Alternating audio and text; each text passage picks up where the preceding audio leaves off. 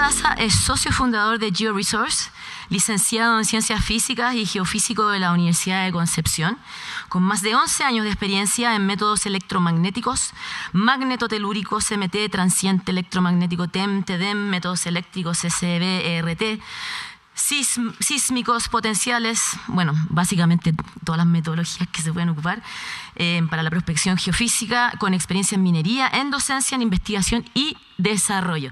Así que dejo con ustedes a Felipe Daza. Sí. Nosotros más bien hemos hecho fuertemente lo que es la exploración hidrogeológica, creación de acuíferos, la exploración geofísica y estudios geológicos. Bueno, nuestra empresa se compone por el Departamento de Geología, de Geofísica, de Logística y Finanzas. Vamos a la siguiente. Bueno, este es como lo que nosotros necesitamos hacer, que tenemos un modelo geológico conceptual, que es el que se ve aquí a la izquierda, en la cual tenemos más o menos claro qué es lo que deberíamos encontrar en cuanto a la geología y sus edades, pero nosotros, bueno, sin la geofísica no podemos saber cuáles son las potencias de estas unidades geológicas o también descartar la existencia de alguna de estas unidades. Entonces, para eso uno tiene que ocupar la geofísica integrada a la geología para poder entonces darle sentido a los valores de la geofísica a través de la geología. Avancemos. Ahora, para esto, que es el modelo que mostramos, esto no es tan simple, sino que requiere una buena secuencia de pasos. La adquisición de datos tiene que ser igual realizada de una forma bastante pulcra, tratando de minimizar al máximo todos los errores en terreno.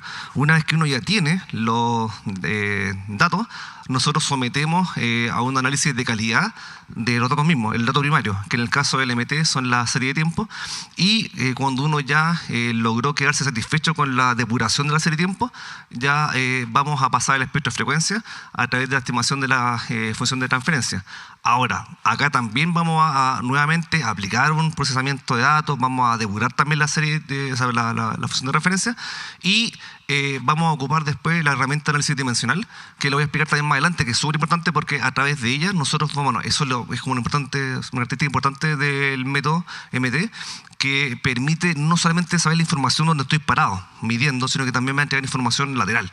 Entonces es una característica bastante potente del método. Y ya con esta información más o menos clara vamos a poder empezar a hacer los modelamientos y a ver los análisis de errores que vamos a tener en función del modelamiento y análisis de sensibilidad. La sensibilidad tiene que ver con decir hasta dónde la información que yo estoy obteniendo es real o no. Y también si es que las anomalías que estoy obteniendo también satisfacen la extracción de puntos que nosotros tenemos como datos crudos y finalmente ya interpretar el modelo. Así que ahora les voy a mostrar como más gráficamente lo que les acabo de señalar. En la siguiente, por favor. Este es el método magnetotelúrico con todo su esplendor. Aquí estamos trabajando y bueno, está compuesto, como se ve acá, esquemáticamente, con 2 electrodos que van en dirección norte-sur, otro par de electrodos improvisables que van en dirección este-oeste y 3 bobinas que van a captar el campo magnético, una que está en dirección norte-sur, otra que está en dirección este-oeste y otra que se entierra, que va vertical. Acá, como se puede ver, lo ideal es que todas las bobinas puedan ser más o menos enterradas, porque donde estamos viendo fluctuaciones, que son bastante finas, la verdad, es que tenemos que disminuir al máximo el error. Entonces, por lo mismo, uno al enterrar esta bobina, hace que el viento, cualquier tipo de perturbación, no me altere la medición. ¿Por qué? Porque si yo tengo una bobina, por ejemplo, como se ve en esta imagen, y efectivamente hay viento, esa vibración que va a producir, aunque sea pequeña, igual va a cambiar direccionalmente el campo magnético. Por lo tanto, de esa forma, uno reduce ese error. Bueno, también se dirigen, todos los sensores se dirigen con una brújula y bueno, ¿para qué estamos midiendo campo eléctrico y magnético? Finalmente acá, este es la unidad análogo digital, que lo que hace es que convierte los datos análogos de los sensores a una señal digital y también se configura la frecuencia de muestreo y el tiempo de muestreo. Ya, ¿para qué estamos midiendo campo eléctrico y magnético? Porque hay una relación entre ellas, que es el tensor de impedancia, que para no marear mucho, me va a dar información relevante sobre qué es lo que pasa bajo el suelo, que en este caso va a ser la resistividad del lugar. Ahora, nosotros tenemos los siguientes parámetros, está la resistividad aparente y la fase. La resistividad aparente me va a decir cómo va cambiando la resistividad conforme se va profundizando en el subsuelo, y la fase también me va a decir si es que la resistividad aumenta, disminuye o se mantiene conforme vamos avanzando hacia abajo. Ahora, la gran pregunta acá es que, bueno, ¿a cuánto podemos llegar en profundidad? Para eso aparece este parámetro que es el skin depth, que es un indicador de la atenuación de la señal electromagnética. Ahora, depende de dos parámetros fundamentalmente, que es el periodo y la resistividad aparente. El periodo sería entonces cuánto tiempo, o sea, claro, es el tiempo de la señal que estoy midiendo. Ahora, si yo quiero llegar más profundo, yo debo medir más tiempo en el fondo. Ahora, también la otra variable es la resistividad aparente. Si estoy en un medio más conductor, la señal se va a atenuar más. Entonces, si se atenúa más, yo para poder compensar eso, tengo que medir más tiempo, en el fondo eso.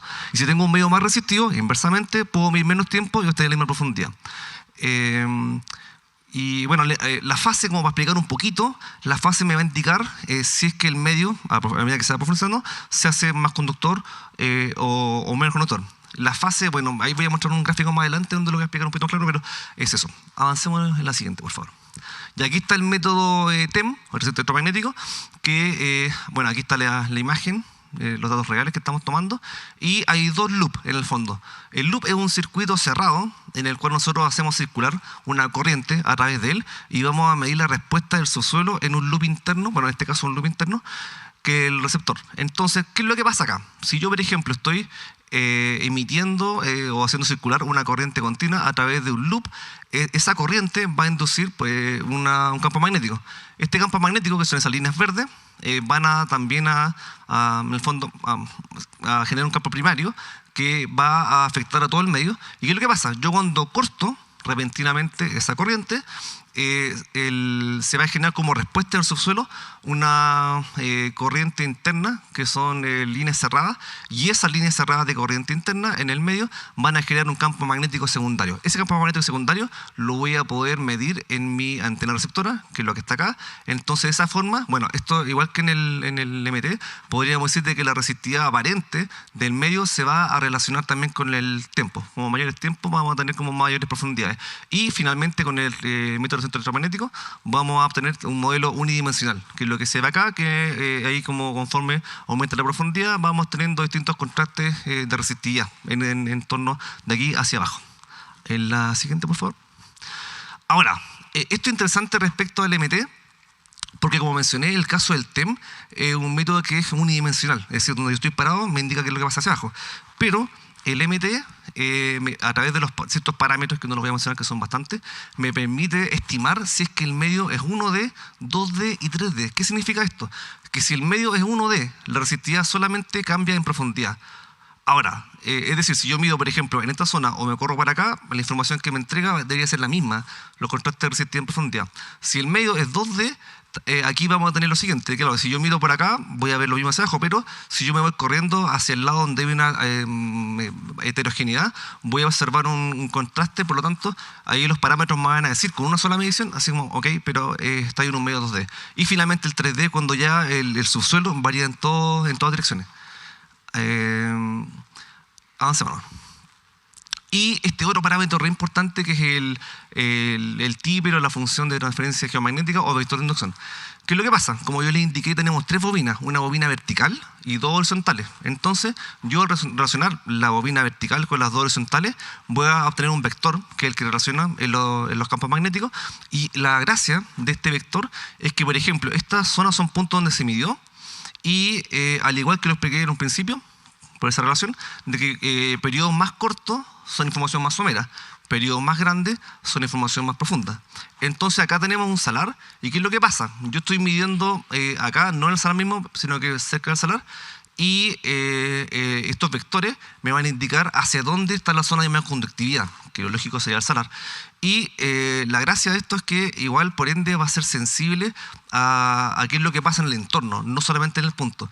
La magnitud del vector va a estar relacionada con la intensidad del contraste de resistividad o conductividad y la cercanía hacia esta anomalía.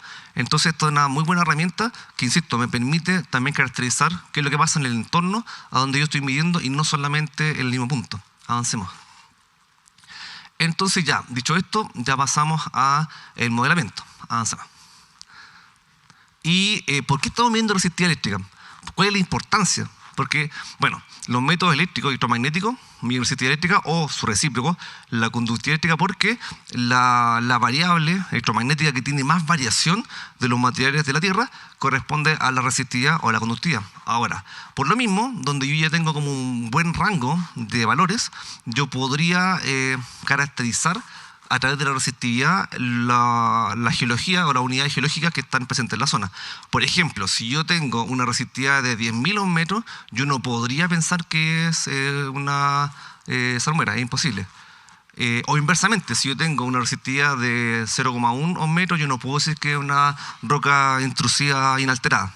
Entonces, esa es la gracia de que donde la variación es bastante grande, me permite segmentar bastante bien qué es lo que puede ser. Ahora, aquí tenemos también una buena zona donde hay bastantes posibilidades y uno empieza a descartar lo que puede ser en función de la geología que uno levanta en la zona, como también lo que uno puede obtener de forma indirecta, o también, idealmente, con un punto de control.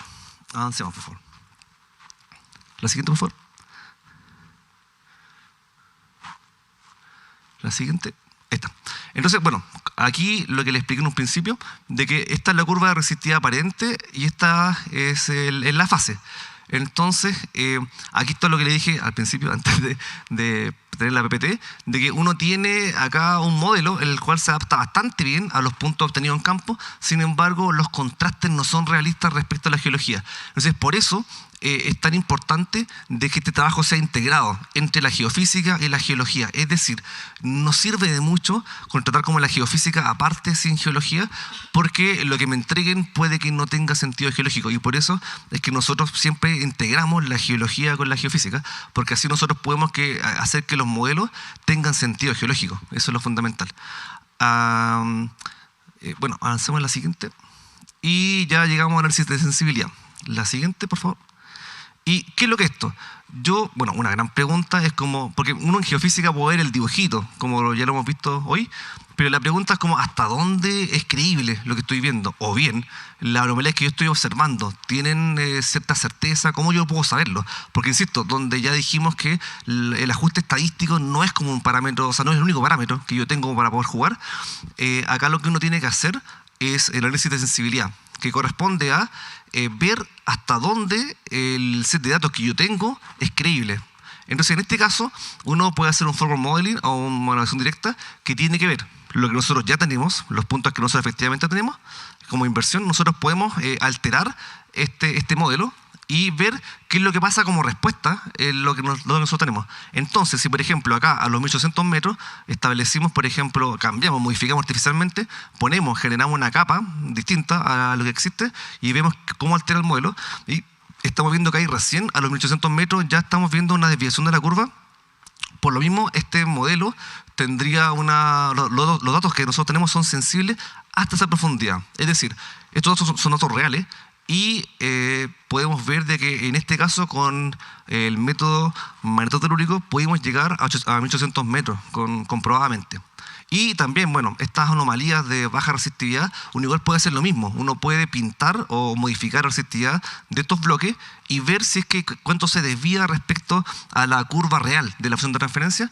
Y con eso puedo corroborar si es que esa anomalía, qué tan cierta es. Así que estos son elementos súper importantes que me permiten corroborar lo que estoy viendo y hasta dónde estoy viendo. La siguiente, por favor. Entonces ya finalmente, después de todo esto, la siguiente, podemos interpretar. Después de todo este análisis, porque en el fondo, como expliqué, la obtención de este modelo es un trabajo bastante largo, no es de un día para otro. Y una vez que ya hemos pasado todos estos procesos, ya finalmente podemos pasar desde el modelo conceptual geológico a poder interpretar qué es lo que está pasando. Acá, bueno, esto es bien interesante. Estos son datos reales. Y acá se puede ver, bueno, como aplicar un poco, esta es la resistividad eléctrica del modelo. Y acá, bueno, esta es la distancia del perfil. Esta es la profundidad. Aquí está cortado hasta los 350 metros aproximadamente. ¿Y qué tenemos? Tenemos que la primeros 20 metros es de una resistividad bastante baja. Efectivamente coincide con una laguna salina presente en el lugar. Y bueno, ya como decía el colega anterior, ¿qué es lo que pasa debajo de esto? Entonces, claro, debajo de esto, lo que no se está viendo, estamos viendo que hay una resistividad mayor, un contraste de resistividad mayor, lo que podría corresponder a una zona de recarga superior, de agua más dulce, y después la resistividad vuelve a bajar, lo que podría ser una zona de mezcla, y finalmente bajo esta zona de mezcla ya encontramos una resistividad aún menor, que podría ser entonces estas salmueras que estamos interesados en ver. Ahora, esto es súper interesante, porque aquí, como expliqué, nosotros tenemos mediciones TEM, MT, TEM, MT y TEM. En este caso, esta anomalía que se encontró, bueno, con el método TEM, MT, estamos viendo que no está exactamente bajo la medición, sino que está 40 metros distante en la horizontal de la medición. Pero este método permite también modelar lo que está no exactamente bajo la medición, sino que también lateralmente, porque los parámetros que estamos viendo son sensibles también a la información lateral, y está corroborado con este TEM de cierta forma, porque el TEM igual observa una menor resistividad como los 140 metros, que tendría como sentido con esta anomalía que se obtiene del MT, a pesar de que esta medición está exactamente sobre la anomalía. Entonces tendría mucho sentido. Y por lo mismo, el MT, como para resumir, demostró ser, en este caso real, que efectivamente es un método que logró sobradamente la profundidad del TEM. Llegó a los 150 metros el TEM. El MT, como mostré en casos anteriores, pasó los 1000 metros. Entonces demostró que es un método que permite pasar este apantallamiento, que es la capa altamente conductora, y logró tener datos de muy buena calidad, tanto matemáticamente como también con un sentido geológico. Y además es un método que el equipo en sí es un método pasivo. ¿Qué significa que sea pasivo? De que yo no requiero meter fuentes de energía, no necesito para qué andar con un generador gigante, sino que solamente ocupa interacciones ionosféricas y tormentas eléctricas, en el fondo, que ocurren en el planeta, como fuente de energía.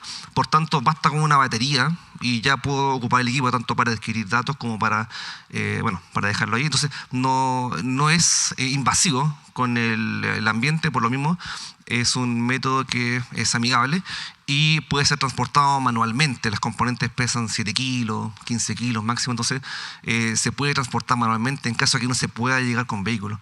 Entonces tiene que, aparte que los datos crudos o los datos primarios también pueden ser vistos de cualquier sistema operativo por un código libre. Entonces es súper transparente este método para poder ser auditable. O sea, cualquier empresa que requiera los servicios, después se les pasa los datos primarios y ellos pueden entonces, junto a su equipo de gente, corroborar lo que estamos viendo acá, porque los datos son libres y pueden ser vistos por códigos libres. Hay otras metodologías que requieren un software pagado, pero en este caso son códigos libres. Así que, para no aburrir, la siguiente. Aquí está la referencia, la siguiente. Se me olvidó esta. Aquí está la comparación, entre el TEM y el MT, donde en ambos casos, ambos miden resistencia eléctrica.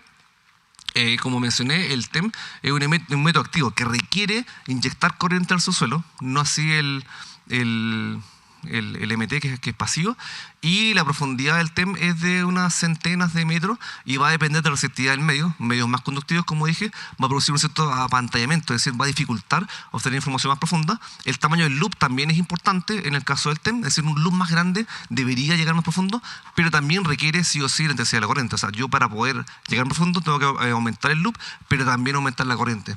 Y ambos métodos son sensibles al ruido electromagnético. O sea, cuando hay zonas de mucho ruido, claro, va a distorsionar un poco la señal, lo que va a impedir un poco, atrás por favor, lo que va quizás a impedir un poco tener tanta sensibilidad a lo que estamos viendo. Y lo interesante es que el método MT, como mencioné, dado que los parámetros que mide permiten estimar dimensionalidad, yo puedo hacer inversiones reales, 1D, 2D y 3D. En cambio, el TEM puede hacer 1D o bien 1,5D, que esto es cuando se interpola, cuando uno tiene estos perfiles unidimensionales y uno hace una interpolación entre ellos y sí se genera un 1,5D. Bueno, el siguiente. Y aquí están las referencias de lo que les he comentado hoy. Y la última. Así que, bueno, muchas gracias a todos y a todas.